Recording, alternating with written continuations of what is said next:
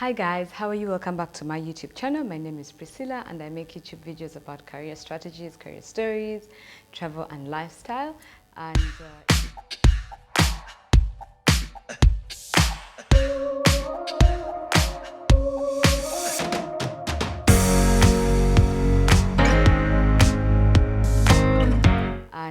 if you are new here, do consider watching the video till the end and decide if you want to stay. And if you're a returning subscriber, thank you so much for subscribing and watching the videos and commenting. It's amazing. So today I have come to sort of share a book, to do a book review. Unfortunately, I don't have the book with me because a friend of mine borrowed it, because I keep raving and I keep talking about it every minute, every hour.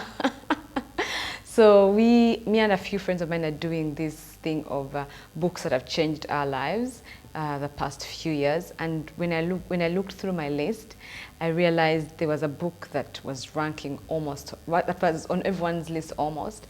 That's called The Outliers by Malcolm Gladwell.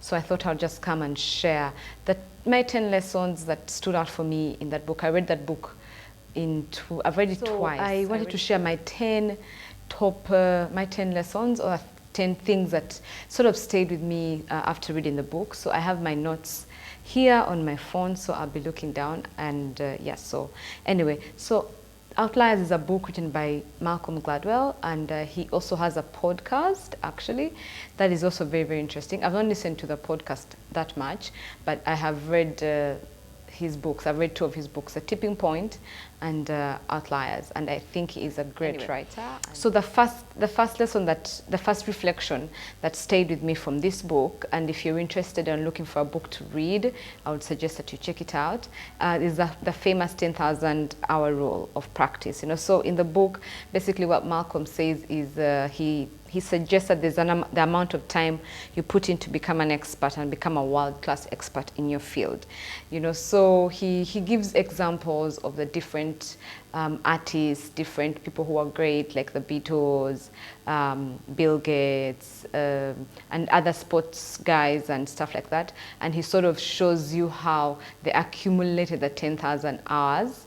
And he says, basically for me, what that comes down to is the fact that success does take time and practice. It's not overnight. So like I don't want to go into the detail to spoil the book for you, but when you read the book, you'll see that Malcolm lists, I think for the Beatles, there's a part where he says they got their 10,000 hours from practicing in Europe and playing in many bars and stuff like that. So they managed to get better at their craft. And it's amazing because I think now many of us, including myself, the idea of 10,000 hours perfecting your craft, it's insane, because all of us want to be overnight success, stories. Like we want to become successful immediately and, become stuff like that. So I think Outliers that did stay with me from the book. The whole idea of success takes time. And, so for me, it helped me also to think like, look, if you want to do something, start today, because you'll accumulate your 10,000 hours by some time, and then you'll become better at it. So don't wait to just start, start, no matter what, start. Then for the second reflection that stayed with me was the issue of deliberate practice. So in the book they show you, they talk about different examples of people and like how they were doing this 10,000 hours was not just for the sake of 10,000 hours, but they were being deliberate about it. So when the Beatles were playing in the bands, when Bill Gates was getting better at coding and spending hours and hours in the computer lab and the computer library, he was not being there for the sake of watching YouTube videos or for the sake of just sitting behind a desktop. He was getting better at his craft. He was being deliberate and putting in practice. So for me, basically what stayed with me is that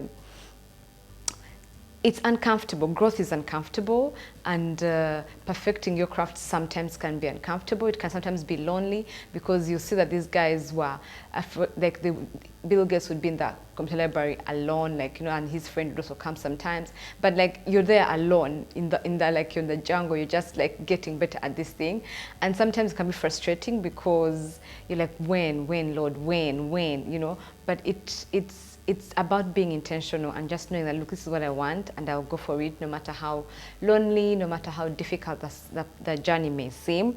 So that for me was very, very encouraging. And I think for me also another thing that stood out for me on this point was that you will find resistance mostly in the places of where you really want to grow, because unless you're being deliberate about it, you won't know that you don't know something. But the moment you start putting in the work, that's when you realize, oh my God, I'm not good at this. I need to do more. I need to do more. So there's resistance, but the more you do, the better you get at it. You know, so it takes me back to our first lesson of the 10,000 hour rule. And then the third lesson the third thing that stayed with me also was trust the process. Guys, I think when you read through the book, I think the book is very process oriented. You know, he does not focus so much on the end result, but he focuses on how did these people become who they were. You know, like how did these athletes, famous baseball players, how did they get where they got? So he sort of takes you through that, like he chronicles a journey of success, you know. So, and one of the things that really does come through that is trust the process, you know.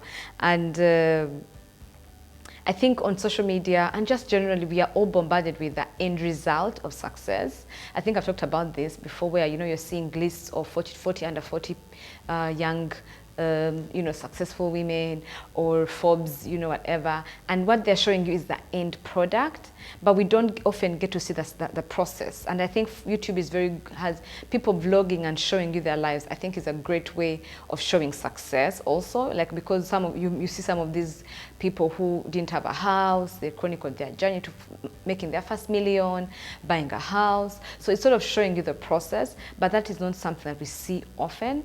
So most of us portray our lives at the end. Like, you know, you won't show the number of hours you spent reading for an exam. You won't show how long it took you to edit a video. You won't show the number of failed applications that you put in for your successful job, or the failed, if you're an entrepreneur. No, we don't show that. We show the end. But, you know, when you read Outliers, he's chronicling the journey of success.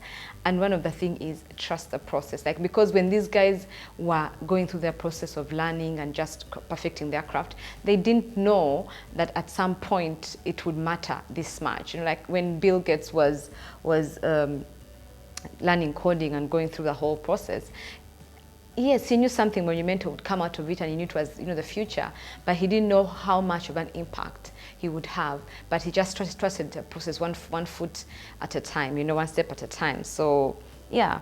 And then also, I think the other thing that stayed with me is that, you know, this whole idea of self-made successful person, self-made millionaire. No one is self-made. Like, you know, when you read the book, you'll see there's stories where things like where you were born, who your parents were, because I think Bill Gates' parents really were very, I think they encouraged him to, you know, to do the things that he's doing. They nurtured him.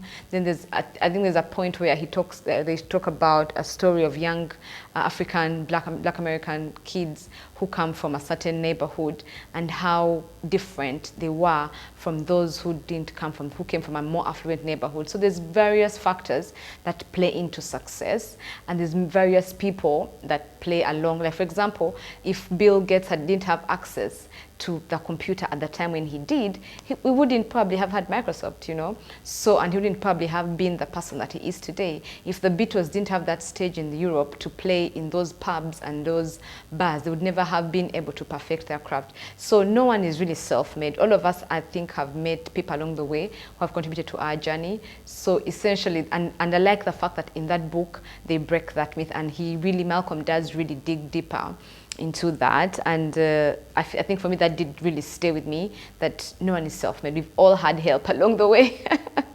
Whether it is your parents, your friend, your boss, you know, you've all had help somehow.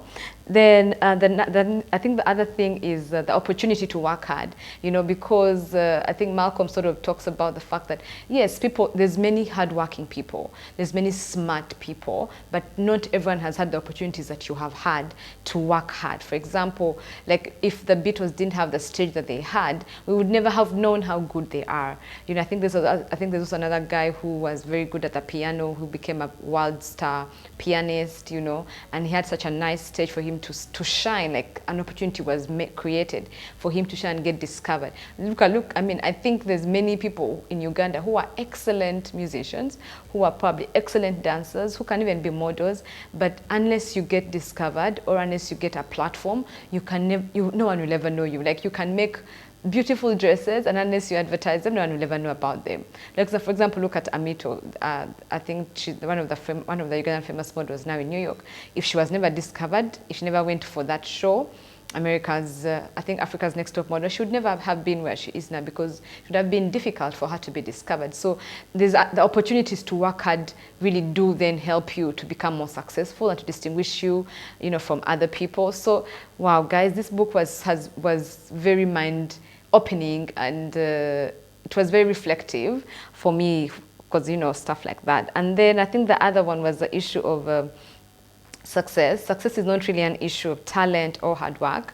It's also an issue of many factors. I think this is I've talked about, just like where you have had help. It's an issue of age. I think in the beginning of the book, he chronicles some of the baseball players and at the time they were born. They were born. Some of them were born at the time when they were just opening, I think, the drafting of them into the league to play into the junior league. So that means that they had opportunities to develop their craft from a very tender age, which not everyone who was born later had, And then also Bill Gates was born at the right time. So at the time when the internet was still coming and was just booming, so he had an opportunity to step in and fill a gap and things like that. So there is very many factors to success. There's issues of where you're born, at what time you're born, the season. I mean, look at the people who are born around the time when creating apps like now is a thing, like tech is a thing, social media is a thing. They'll have more opportunities and different things than those who are born either before or after, when it's a whole different environment. So there is many other factors that really do contribute to you being successful. So it's not that thing of, oh guys, just work hard, you'll be successful. No, and sometimes I think that can be very offensive to people if you say, I worked so hard. If they ask you, oh, how did you get here? I worked so hard. Yeah, now I'm successful. Like, you do not say that, like, what other factors contributed. You could say, man, I had a trust fund, my father lent me money to start my first business. People don't say those things. Or I got land to build my first house, so I didn't necessarily have to purchase the land, things like that. So there's many factors that so contribute to success. So even this goes back to, like, when you want to compare yourself on social media, always know that there's many things behind the scenes that you don't know. Some of these people are probably trust fund babies. Some of them, have different opportunities that you've not had. So you should not that's how I don't be hard on myself too much, because, yeah. Then the next one that stayed with me also is that talent, of course, is not denied. It's important for you to have talent and stuff like that. However, it's not the only important thing. I think we all know people who are very talented, but talent and hard work, talent and also issues like where you're born and other factors really do play into your journey to success. Then I think there was an issue of legacies and culture. Guys, I think this was very, very important, because he chronicles stuff like people how born in different cultures and how different cultures react and relate. I think even talks about this a part where talks about the plane crashes and how different pilots who talk to each other, and because some cultures are more polite than others are more aggressive than others. So he sort of talks about how our legacies and how our culture, our upbringing, social development does really affect us as individuals. And I think if you are aware of that, then because some cultures, we're not taught to speak up for ourselves. We are taught to be timid. Some cultures, oh no, women don't talk like that. So if you go to a space where then you must learn how to defend yourself, you must be aggressive, you must be seen to be working, stuff like that. Sometimes you may not succeed as someone who comes from a culture where they have been taught to, sort of be aggressive and speak up. They've been taught cutthroat competition, stuff like that. So he sort of just shares about all that and how the legacies do affect the way we understand success, the way we perceive success. Even talks about, I think, in the beginning, he talks about the Italian culture and the way they, how they used to live long, why they live long, and how their way of life in a way did contribute to to that to their living long, you know. So it's a very interesting book, and he brings a very interesting perspective to the conversation around success that I honestly felt did challenge me, but also did motivate me, and it sort of encouraged me more, you know, because sometimes you get so obsessed with this whole idea, and you know, you're taking all these things and you're wondering, what's wrong with me? Why aren't I doing this? Why aren't I doing that? But then when you look at it from his angle, realize, oh wait, there's much more than meets the legacies, the cultural legacies, the environment in which you're born and things like that. And he doesn't say that to sort of live, to hold you back and limit you and say, oh, you can't do anything about it. No, it's about you knowing that and then knowing how to overcome and deal with that, with those limitations. And then he also talks about things about success and sacrifice, and you know, like we don't talk about sacrifice as much because we think, oh, just, you know, you'll just be successful. But he demystifies that myth and says, look, something must give. You can, if you're going, maybe you'll probably put in more time, less hours of sleep, less money, you'll invest more. So he says, I mean, talks about sacrifice, which we all know. And then lastly, I think he talks about things like the work ethic of people and how important it is. But in the end, for me, what stayed with me is that, yes, it's all those things are important. Work ethic is important, talent is important, working hard is important. But at the end of the day, I think what Malcolm wants you to take away from the book is the fact that success, you must look deeper than just the surface and than just the things we've been told. There's many factors that contribute to success, to a successful journey, a successful career, successful business, things like that. And it was such a great book for me to read. And if you are looking for a book for 2021, or you're looking for a gift for someone this Christmas, I would encourage you to check out Malcolm Gladwell's Outliers. It's a beautiful book. It will, in the beginning, it starts out a bit slow, but it does pick up. And if you love stories like I do, he tells the stories very, very well, very simple. It's not too complicated. His English is not, you don't have to Google to know, you know, what he's trying to say. And I think it's a great book. And I think you also get an audio version and listen to it as you clean your house, as you go around your day, probably driving and stuff like that. So thank you so much for watching. Do let me know what you guys think about Malcolm's The Outliers, and I would like to hear from you in the comment section below. So thank you. Do subscribe if you're not subscribed, and yeah, come back. Bye.